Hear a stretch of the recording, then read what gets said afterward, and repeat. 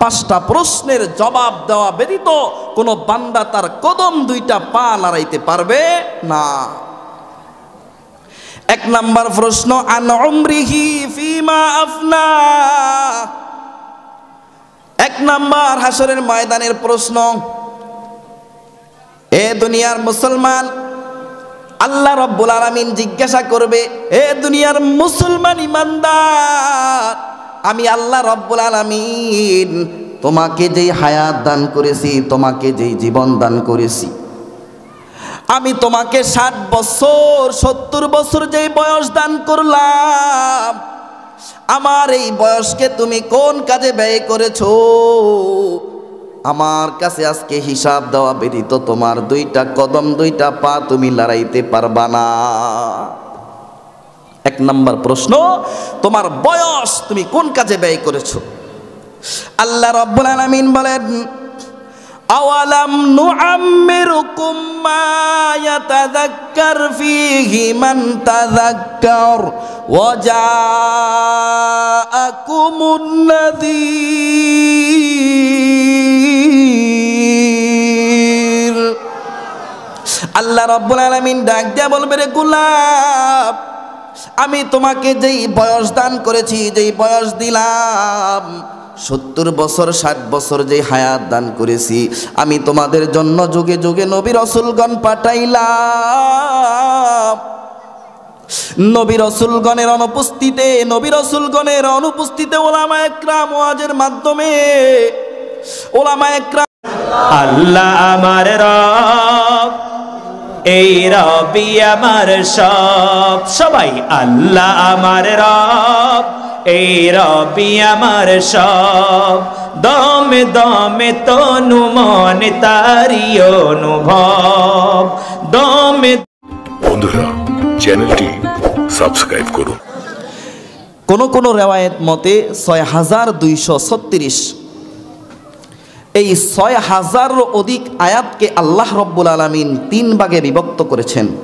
কয় ভাগে? প্রথম 2000 অধিক আয়াতে আল্লাহ রাব্বুল আলামিন তার কুদরত সম্পর্কে বর্ণনা করেছেন।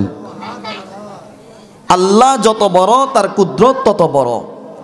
এটাকে আরবি ভাষায় বলা হয় তাজকির বি আলাইল্লাহ, যে আল্লাহ যত বড়, তার কুদরত তত বড়। কেউ যখন শোনে না তখন শোনে কে? আর একটু আওয়াজে।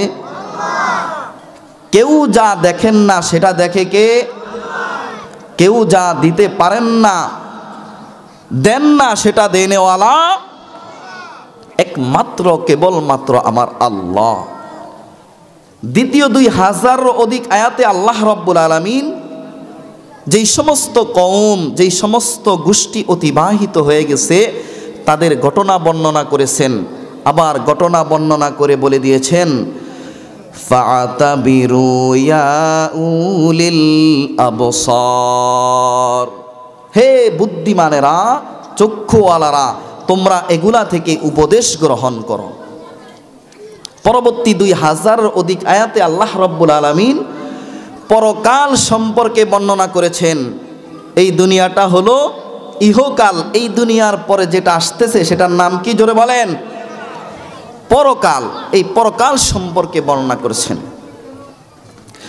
আল্লাহ রাব্বুল আলামিন বলেন, ওয়াত্তাকু ইয়াওমান তুরজাউনা ফীহি ইলাল্লাহ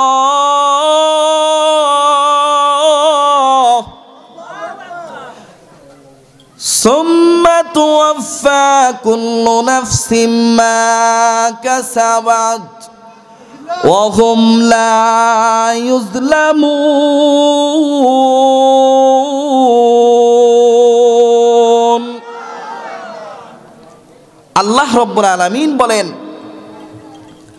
এ মুসলমান ইমানদার আল্লাহর গোলাম, ওয়াত্তাকু ইয়াওমান তুরজাউনা ফীহি ইলাল্লাহ, ওই দিনকে ভয় করো যেই দিন তোমরা সকল আমি আল্লাহ রাব্বুল আলামিনের কাছে আসবে,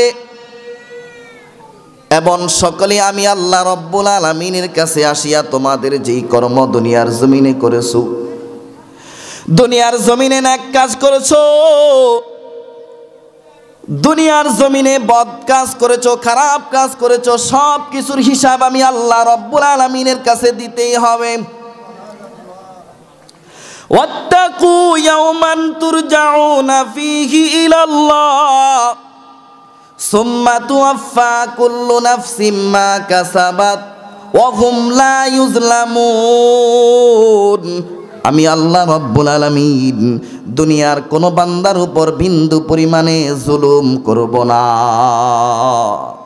দুনিয়ার জমিনে তুমি একজন অপরজনের উপর অন্যায়ভাবে জুলুম করেছো, দুনিয়ার জমিনে তুমি একজন অপরজনের উপর জোর জবরদস্তি করে জমি দখল করেছো, ঘর দখল করেছো, একজনকে প্রতিনিধি হলে তাকে টাকা দিয়ে তোমার কাজকে তুমি হাসিল করেছো, কিন্তু আমি আল্লাহ রব্বুল আলামিনের কাছে জুলুমের বিন্দু পরিমাণ তুমি পাবা না।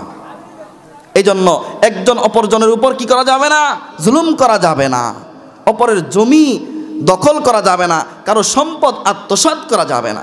দুনিয়ার জমিনে সৎ এবং ন্যায়ের পথে চলতে।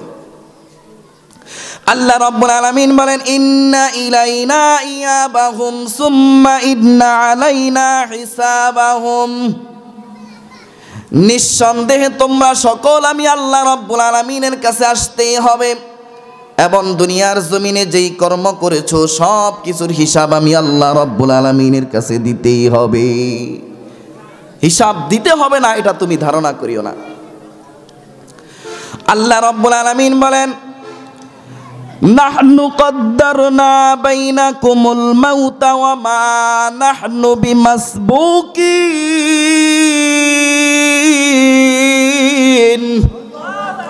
আল্লাহ রাব্বুল আলামিন বলেন, আমি পৃথিবীর মানুষের জন্য মৃত্যু এরকম ভাবে অবধারিত করে রেখেছি, লা ইস্তাখিরুনা সাআতাও ওয়া লা ইস্তাকদিমুন। এক সেকেন্ড, এক মুহূর্ত আগেও নয় পরও নাই রে গোলাম।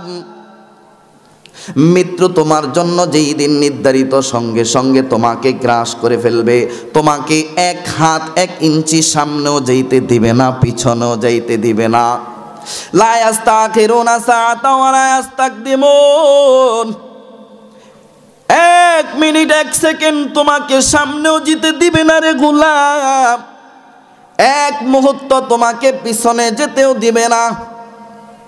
ওয়া মা নাহনু বিমাসবুকিন। এবং এই ব্যাপারে আমি আল্লাহ রব্বুল আলামিনকে তুমি অক্ষম মনে করিও না রে গোলাম, যে আমার মালাকুল মউত তোমাদের কাছ থেকে ঘুষ খাবে। ঘুষ খাবেনি? ঘুষ খাবে? এরকম ভাবে প্রায় 2000-এর অধিক আয়াত অবতীর্ণ করে আল্লাহ রব্বুল আলামিন মানুষদেরকে সতর্ক করেছেন, তোমরা পরকালকে ভয় করো, পরকালকে ভয় করিয়া দুনিয়ার জমিনে সৎ এবং ন্যায়ের পথে চলো, অন্যের উপর জুলুম করিও না, কারো বাড়ি ঘরের সীমানা তোমরা ঠেলিও না, কারো সাথে তোমরা জুলুম করে তুমি যদি একজন প্রতিনিধি হও, তাহলে ওই প্রতিনিধি হয়ে একজনের ঘুষ খেয়ে আরেকজনের সম্পদকে তুমি আত্মসাৎ করে দিও না। এ মুসলমান ইমানদার, আপনাদের সম্মুখে একখানা হাদিস তেলাওয়াত করেছি। আল্লাহর পয়গম্বর বলেন, লা তাযুলু কুদামা ইবনা আদম ইয়াউমাল কিয়ামাহ। কিয়ামতের দিন 5টা প্রশ্নের জবাব দেওয়া ব্যতীত কোনো বান্দা কোনো গোলাম 2টা কদম 2টা পা নড়াচড়া করতে পারবে না। হাসরের ময়দানে কতদিন পর্যন্ত দাঁড়িয়ে থাকতে হবে? আল্লাহর পয়গম্বর বলেন 50,000 বছর পর্যন্ত দাঁড়িয়ে থাকতে হবে। 50,000 বছর পর্যন্ত হাসরের ময়দানে দাঁড়িয়ে থাকতে হবে রে গোলাম। আল্লাহ রব্বুল আলামিন সেই দিন সূর্যকে ডাক দেয়া বলবে, রে সূর্য, এতদিন পর্যন্ত তুমি দূর থেকে আলো দিয়েছো, আজকে তুমি এই সমস্ত বান্দার জন্য 1 হাত 1.5 হাত উপরে চলে যাও, তোমার যত তাপ আছে সবগুলো তাপ দুনিয়াতে তুমি হাসরের ময়দানে ছেড়ে দাও। এ মুসলমান ইমানদার, সূর্যের আলো মানুষের ঘামগুলো গাড়ি থেকে শরীর থেকে ঝরঝর করে পড়তে থাকবে। কারো ঘাম হাঁটু পর্যন্ত, কারো ঘাম কোমর পর্যন্ত, কেউ বা আবার এই ঘামের ভিতরে সাঁতার কাটবে, জমিনটা তামা হয়ে যাবে। 50,000 বছর পর্যন্ত দাঁড়িয়ে থাকবে। আল্লাহ রাব্বুল আলামিন বলেন ইয়াওমান কানা মিকদারুহু 50,000 সানা। 50,000 বছর হাসরের ময়দানে তোমরা দাঁড়িয়ে থাকবা। এ মুসলমান ইমানদার আল্লাহর গোলাম, তুমি মনে করেছো 50,000 বছর দুনিয়ার কোনো দিন? দুনিয়ার দিন 12 ঘন্টাওয়ালা দিন, দুনিয়ার দিন 24 ঘন্টাওয়ালা দিন, দুনিয়ার 50,000 বছর কবরের একদিন। দুনিয়ার 50,000 বছর হাসরের ময়দানের একদিন। এরকম 50,000 বছর হাসরের ময়দানে বান্দা দাঁড়িয়ে থাকবে। বলে দুনিয়ার জমিনে 2টা পা 2টা কদম রাখতে যেই জায়গা লাগে, যেই জায়গার প্রয়োজন হয়, তার চাইতে 1 ইঞ্চি জায়গা কাউকে বেশি দেওয়া হবে না। সাহাবা একরাম আল্লাহর পয়গম্বরকে প্রশ্ন করবেন, ও পয়গম্বর, সামান্য 5 মিনিট 10 মিনিট যদি গাড়ির জন্য অপেক্ষা করি আমাদের কোমর ব্যথা হয়ে যায়, আমরা বিরক্ত হয়ে যাই, এই 50,000 বছর আমরা কিভাবে এরকম ভাবে হাসরের ময়দানে দাঁড়িয়ে থাকব? আল্লাহর পয়গম্বর ডাক দিয়া বলেন ওয়াল্লাযী নাফসি বিয়াদি, ওই আল্লাহর শপথ যার কুদরতি হাতে আমার জান নিয়ন্ত্রিত, যারা দুনিয়ার জমিনে সৎ পথে চলবে, অন্যায় অপরাধকে ছেড়ে দিয়ে আল্লাহর কোরআনের বিধান মেনে চলবে, আল্লাহর রসুলের সুন্নত অনুযায়ী দুনিয়ার জীবনে জীবনযাপন করবে, তার ব্যক্তি জীবন থেকে রাষ্ট্রীয় জীবন পর্যন্ত আল্লাহর রসুলের জীবনীর সাথে মিলায়া চলবে, এই সমস্ত মানুষের জন্য এই 50,000 বছর, এই 50,000 বছর মুখতাসার সংক্ষিপ্ত মাগরিবের নামাজ পড়তে যেই সময়ের প্রয়োজন হয়, তার চাইতে সংক্ষিপ্ত সময় হয়ে যাবে। একটু আওয়াজ দিয়া বলেন না। এই জন্য দুনিয়ার জমিনে সৎ এবং ন্যায়ের পথে চলতে হবে। পারবো তো ইনশাআল্লাহ? কয়টা প্রশ্ন বললাম? 5টা প্রশ্নের জবাব দেওয়া ব্যতীত কোনো বান্দা তার কদম 2টা পা নাড়াইতে পারবে না। 1 নাম্বার প্রশ্ন, আন উমরিহি ফিমা আফনা। 1 নাম্বার হাসরের ময়দানের প্রশ্ন। এ দুনিয়ার মুসলমান, আল্লাহ রাব্বুল আলামিন জিজ্ঞাসা করবে, এ দুনিয়ার মুসলমান ইমানদার, আমি আল্লাহ রাব্বুল আলামিন তোমাকে যেই হায়াত দান করেছি, তোমাকে যেই জীবন দান করেছি, আমি তোমাকে 60 বছর 70 বছর যেই বয়স দান করলাম, আমার এই বয়সকে তুমি কোন কাজে ব্যয় করেছো? আমার কাছে আজকে হিসাব দেওয়া ব্যতীত তোমার 2টা কদম 2টা পা তুমি লড়াইতে পারবা না। 1 নাম্বার প্রশ্ন, তোমার বয়স তুমি কোন কাজে ব্যয় করেছো? আল্লাহ রাব্বুল আলামিন বলেন, আওয়ালাম নুআম্মিরুকুম মা ইয়াতাযাক্কার ফীহি মান তাযাক্কার ওয়া জাআকুমুন নাযীর।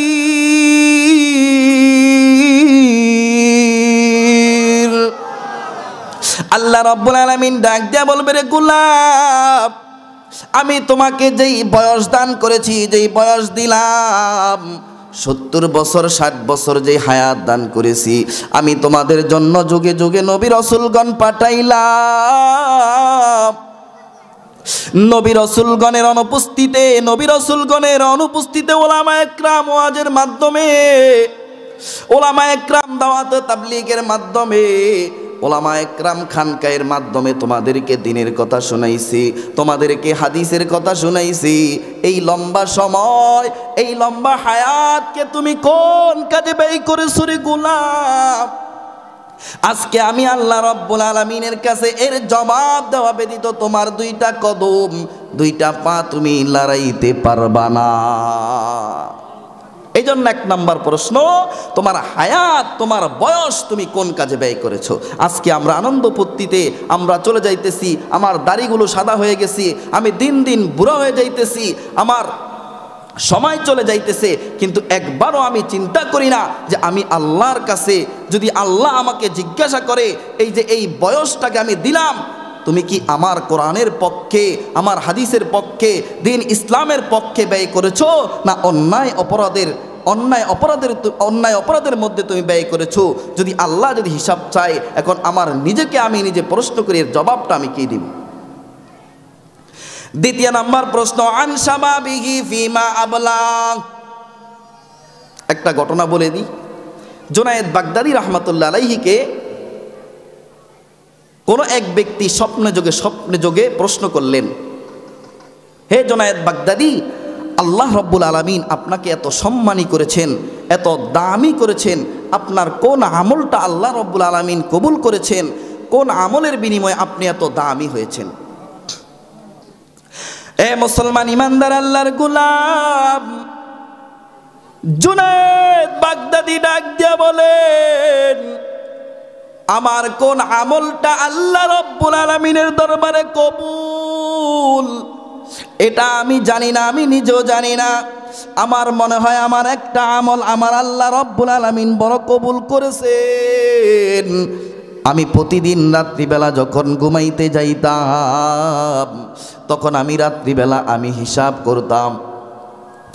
আমি বালিশের সাথে যখন আমার মাথাটা লাগাইতাম, আমি তখন হিসাব করতাম আজকে দিনের ভিতরে আমি কয়টা নেক আমল করেছি, কয়টা বদ আমল করেছি। আমি যদি তাকায়া দেখতাম আমার নেকের পাল্লাটা বড় ভারী, আজকে আমি নেক কাজটা বেশি করতে পারছি। আমি আমার মালিক আল্লাহ রব্বুল আলামিনের দরবারে শুকরিয়া আদায় করতাম, আলহামদুলিল্লাহ বলে মালিককে ডাক দিয়া বলতাম, রে মালিক, এটা আমার কোনো ক্ষমতার বলে নয়, আমার কোনো বুদ্ধির বলে নয়, ও দয়ার মালিক আল্লাহ, আপনার অপুরন্ত নেয়ামতের ভিতরে আছি, আপনার নেক কাজ করতে পেরেছি, এই জন্য আমি শুকরিয়া আদায় করি, বলি আলহামদুলিল্লাহ। আর আমি জুনায়েদ বাগদাদী যদি তাকায় দেখতাম আমার গুনার পাল্লাটা বড় ভারী, আজকে সারা দিনের ভিতরে আমার গুনাহটা ভারী হয়ে গেছে, গুনার কাজটা বেশি করতে পেরেছি, আমি আমার মালিকের দরবারে আমি 2টা কান ধরে তওবা করতাম, এ দয়ার মালিক আল্লাহ, আপনার অপুরন্ত নেয়ামতের ভিতরে আছি রে মালিক, দুনিয়ার জমিনে তুমি নেয়ামতের সাগরের ভিতরে তুমি ডুবায় রাখছো রে আল্লাহ, তুমি আমার গুনার কারণে সূর্যের আলো দেওয়া বন্ধ করে দাও নাই, চন্দ্রের আলো দেওয়া বন্ধ করে দাও নাই, আমার রিজিকটাও তুমি বন্ধ করে দাও নাই রে আল্লাহ। এইভাবে আমি জুনায়েদ আল্লাহ রাব্বুল আলামিনের দরবারে কান টানা খেয়ে তওবা করেছি আর মালিকের কাছে মাপ চাইছি। এইভাবে আমি জুনায়েদ 1 দিন 2 দিন নয়, লাগাতার 30টা বছর পর্যন্ত আমি এই আমলটা করেছি। সুবহানাল্লাহ, জোরে বললেন না? এখন যদি আমি প্রশ্ন করি আপনাদেরকে যে আপনারা কেউ একটা দিন একটু হিসাব করেছেন যে আজকে সারাটা দিন আমার থেকে অতিবাহিত হয়ে গেছে, আমার হায়াতের ক্যালেন্ডার থেকে একটা দিন অতিবাহিত হয়ে গেছে, আজকে দিনের ভিতরে আমি আমার কি পরিমাণ কাজ করেছি, কি পরিমাণ বদ কাজ করেছি, কোনোদিন কেউ হিসাব করেছেন? জোরে বলেন না, করেছেন? আজ থেকে করবেন। রাত্রিবেলা ঘুমাইতে যখন যাইবেন তখন হিসাব করে দেখবেন যে আজকে দিনের ভিতরে আমি কি কি নেক কাজ করেছি, 5 ওয়াক্ত নামাজ আমি ঠিকমতো পড়ছি কিনা, আমি আমার ইস্তেগফারের আমলটা করছি কিনা, সুবহানাল্লাহ পড়ছি কিনা, নাকি গুনার ভিতর আজকে সারাদিন আমার সময়টা কেটে গেল। যদি দেখি না গুনাহ করে পালাইছি তখন নিজে অনুতপ্ত হয়ে ইস্তেগফার পড়ব, আর যদি দেখি না নেকের কাজটা বেশি হয়েছে তখন আল্লাহ রাব্বুল আলামিনের দরবারে শুকরিয়া আদায় পারবো তো ইনশাআল্লাহ। দ্বিতীয় নাম্বার প্রশ্ন, আন শাবাবিহি ফিমা আফনা। দ্বিতীয় নাম্বার প্রশ্ন হইল, এ যুবক আমি তোমাদেরকে যেই যৌবন দান করেছি এই যৌবনকে তুমি কোন কাজে ব্যয় করেছো? যুবক ভাইদেরকে আল্লাহ রব্বুল আলামিন প্রশ্ন করবেন। মানুষের এই যৌবনটা হইল একটা সাগরের ঢেউয়ের মতো। মানুষ যখন বয়স বাড়ে তখন তার ভিতরে একটা যৌবনের চাহিদা আসে, আসে কিনা? জোরে বলেন না, আসে কিনা? বলে একটা সাগরের ভিতরে যদি একটা ছোট্ট নৌকা থাকে আর সেখানে যদি তুফান শুরু হয়ে যায়, ওই তুফানের ওই সাগরের ভিতরে যদি নৌকাটা বেঁধে না রাখে তখন নৌকাটা ডুবে যাওয়ার ভয় আছে কিনা? জোরে বলেন, আছে কিনা? বলে যৌবনের যে চাহিদা এটা বান্দার আছে, যুবকের আছে, এটাকে যদি কোরআন ও হাদিসের রশির সাথে যদি আটকিয়ে না রাখা হয় তাহলে এটা নষ্ট হয়ে যাওয়ার ভয় আছে। এই জন্য বলে তোমার এই যৌবনটাকে তুমি কোন কাজে ব্যয় করেছো? কোরআনের পক্ষে ব্যয় করেছো না ইসলামের পক্ষে ব্যয় করেছো নাকি দলের পিছনে ব্যয় করেছো? এ মুসলমান ইমানদার, যৌবনের ইবাদতটা আল্লাহ রাব্বুল আলামিনের দরবারে বড় দামি। বান্দার যৌবনের ইবাদতটা আল্লাহ রাব্বুল আলামিন বেশি পছন্দ করেন। আল্লাহর পয়গম্বর ডাক দিয়া বলে, রে এ গোলাম, কাল কিয়ামতের ময়দানে আমি আল্লাহ রাব্বুল আলামিনের যখন আরশের ছায়া ব্যতীত কোনো ছায়া থাকবে না, আল্লাহ রাব্বুল আলামিন 7 শ্রেণীর মানুষদেরকে আরশের নিচে ছায়া দিবেন। তার ভিতরে ওই যুবক, যেই যুবক যৌবনে আল্লাহ রাব্বুল আলামিনের ইবাদত করবে, যেই যুবক যৌবনে আল্লাহ রাব্বুল আলামিনের রাজি খুশি করবে, বলে ওই যুবক আল্লাহ রাব্বুল আলামিনের দরবারে বড় দামি। দর জুয়ানি তোবা করদম শিবায়ে পয়গম্বরি, ওয়াক্তে ফিরি গিরগে সালেম মিশাওয়াদ ফরহেজগারি। যৌবনের ইবাদতটা আল্লাহ রাব্বুল আলামিনের দরবারে বড় পছন্দনীয়। এই আমলটাকে আল্লাহ রাব্বুল আলামিন বড় পছন্দ করেন। এ মুসলমান ইমানদার, আজকে কিছু যুবকের চেহারার দিকে তাকাইবা, চেহারার দিকে তাকাইলে নূর জলমল জলমল করে, তার চেহারার ভিতরে সুন্নতি দাড়ি পাওয়া যায়। ওই যুবক মাথায় টুপি পরে, গায়ে পাঞ্জাবি পরে, নামাজের সময় হইলে মসজিদে চলে যায়, 5 ওয়াক্ত নামাজ জামাতের সাথে আদায় করে। ওই যুবককে যদি প্রশ্ন করে, ও যুবক, এখনো তো তোমার বয়স বাকি আছে, তুমি দাড়ি রাখছো, টুপি মাথায় দিছো, গায়ে পাঞ্জাবি পরো, স্কুল কলেজ ভার্সিটিতে পড়ো, অন্য মহিলার দিকে তোমার নজরটা দাও না। ওই যুবক রাগ দিয়া বলে, আমি আল্লাহ রব্বুল আলামিনকে ভয় করি, আল্লাহ রব্বুল আলামিনের ভয় আমার অন্তরের ভিতরে আছে, এই জন্য দুনিয়ার জমিনে আমি আল্লাহকে রাজি খুশি করার জন্য চলি। এরকম যুবক আছে কি নাই? আর কিছু যুবক আছে তাদের দাড়ি নাই, অল সময় সব সময় গুনার ভিতরে কাটায়া দেয়, টিভি, সিনেমা এবং আড্ডা, মোবাইলের ভিতরে ফ্রি ফায়ার, এরকম ভাবে সময়কে নষ্ট করে দেয়। এ মুসলমান ইমানদার, বুখারী শরীফের হাদিস, এক যুবক তার চাচতো বোনকে অত্যন্ত বেশি মহাব্বত করতেন, ভালোবাসতেন। আমাদের সমাজে আছে না অনেক যুবক এরকম বিভিন্ন মেয়েদের সাথে ভালোবাসা করে, মহাব্বত করে, ফোনে কথা বলে, চ্যাটিং করে, আছে কিনা? জোরে বলেন না, আছে কিনা? এটা কি বুড়ারা করে না যুবকেরা করে? বলে এক যুবক তার চাচতো বোনকে মহাব্বত করতেন, ভালোবাসতেন। একদিন হঠাৎ করে ওই যুবক তার চাচতো বোনকে প্রস্তাব দিলেন, হে যুবতী বোন, এতদিন পর্যন্ত তোমার সাথে আমার ভালোবাসা ছিল, বাহ্যিকভাবে এটাকে আমি দৈহিকভাবে রূপান্তরিত করতে চাই, তোমাকে কত দিরহাম দিতে হবে, কি চাও তুমি? তখন ওই যুবতী বলে, আমাকে যদি তুমি ভোগ করতে চাও, যদি আমার কাছে আসতে হয়, তাহলে আমাকে 100 দিরহাম দিতে হবে, 100 দিনার দিতে হবে। ওই যুবক চিন্তা করছে, আমার বাবার টাকার অভাব নাই, আমি আদরের দুলাল, টাকা পয়সা আমার কাছে কিছু না। আচ্ছা, যুবক রাজি হয়ে গেছে, তোমাকে আমি 100 দিরহামই দিব। এ মুসলমান ইমানদার, আল্লাহর গোলাম, ওই যুবক একদিন তার চাচতো বোনকে বাড়িতে গিয়া দেখে, চাচতো বোনের বাড়িতে গিয়া দেখে কেউ বাড়িতে নাই, তার চাচা বাড়িতে নাই। তার চাচিও বাড়িতে নাই। ওই যুবক এবার যুবতীকে প্রস্তাব করলেন, ও যুবতী বোন, আজ তো ঘরের ভিতরে কেউ নাই, আমি চাই আমি তোমার সাথে আমার কাজটা আমি পরিপূর্ণ করব। আমার অন্তরের চাহিদাটা আমি তোমার সাথে আজকে আমি এই চাহিদাটা পূরণ করব, তুমি কি রাজি? ওই যুবতী রাজি হয়ে যায়। ওই যুবক ঘরের দরজা বন্ধ করে দিল, ওই যুবক জানলা বন্ধ করে দিল, ওই যুবক অন্ধকার জায়গা করে নিল। তার চাস্তো বোনের সাথে আজকে তিনি তার নিজের নফসের কাহেসটা তিনি পুরা করবেন। যখন তিনি স্পটে গেলেন, ওই যুবতী বোন চাস্তো ভাইকে ডাক দিয়া বলে, রে ভাই, আজ পর্যন্ত কোনো পর পুরুষ আমার চেহারার দিকে তাকায় নাই, আজ পর্যন্ত কোনো পুরুষ আমার দিকে তাকায় নাই, আমি কোনোদিন কোনো পুরুষের সাথে দেখাও করি নাই, আজকে তুমি আমার কাছে ভোগ করতে আসছো। হে যুবক ভাই, তুমি দরজা বন্ধ করেছো, জানলা বন্ধ করেছো,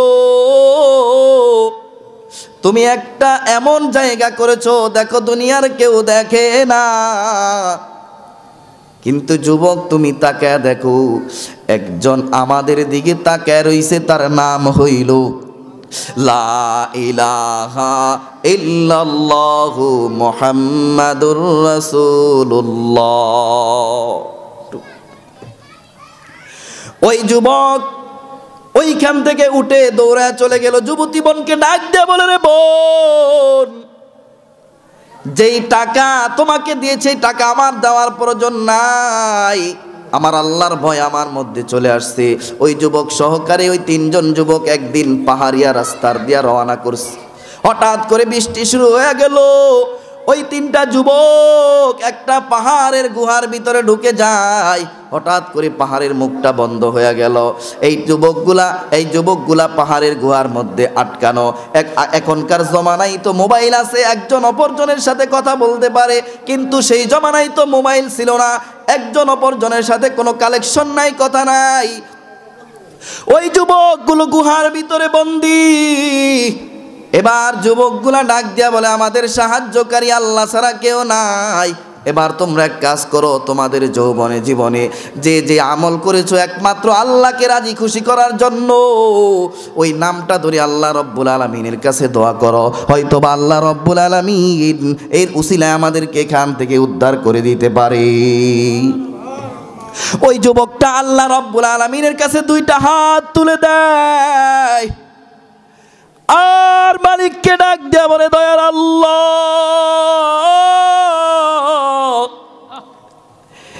এই গুহার ভিতরে এক আল্লাহ তুমি ছাড়া আর কেউ দেখে না। ও দয়ার মালিক আল্লাহ, ওই দিন আমার চাস্তো বোনকে আমি ভোগ করার জন্য তার বাসার ভিতরে ঢুকলাম, দরজা বন্ধ করলাম, জানলা বন্ধ করলাম। সেই দিন ইচ্ছা করলে আমার চাস্তো বোনকে আমি ভোগ করতে পারতাম, কিন্তু আমার চাস্তো বোনটা যখন ডাক দেয়া বলে, ইত্তাকিল্লাহ ওয়ালা তাফতাহিল খাতাম, আমার চাস্তো বোনটা যখন এই শব্দটা বলল, আমি তখন আল্লাহ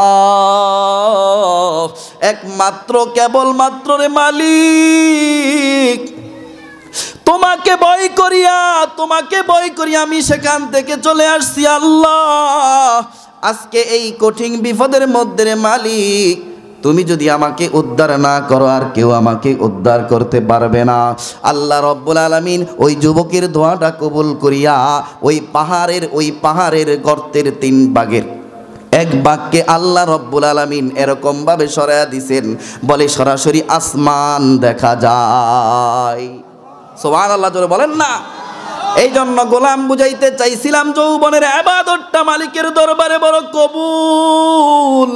যেই বান্দা আল্লাহ রাব্বুল আলামিনকে যৌবনে ডাকবে, আল্লাহ রাব্বুল আলামিন বলে ওই বান্দার দোয়াটা নবীরা যেরকম দোয়া করলে আল্লাহ রাব্বুল আলামিনের দরবারে কবুল। ওই যৌবন বা যৌবনকালে যেই বান্দা আল্লাহ রাব্বুল আলামিনের কাছে দোয়া করবে, ওই বান্দা আল্লাহ রাব্বুল আলামিনের দরবারে মকবুল হয়ে যাবে। সুবহানাল্লাহ। দুইটা বললাম, 5টা প্রশ্নের 2টা বললাম। একটা বললাম আন উমরিহি, তোমার বয়সকে তুমি কোন কাজে ব্যয় করবা। দ্বিতীয় নম্বর বললাম তোমার যৌবনকে তুমি কোন কাজে ব্যয় করেছো। এই 2টা বললাম, 5টা বলছি। সংক্ষিপ্ত সময় আপনাদের সাথে আলোচনা করেছি। আপনারা কষ্ট পাইছেন? আল্লাহ রাব্বুল আলামিন আমাকে এবং আপনাকে এর উপর আমল করা তৌফিক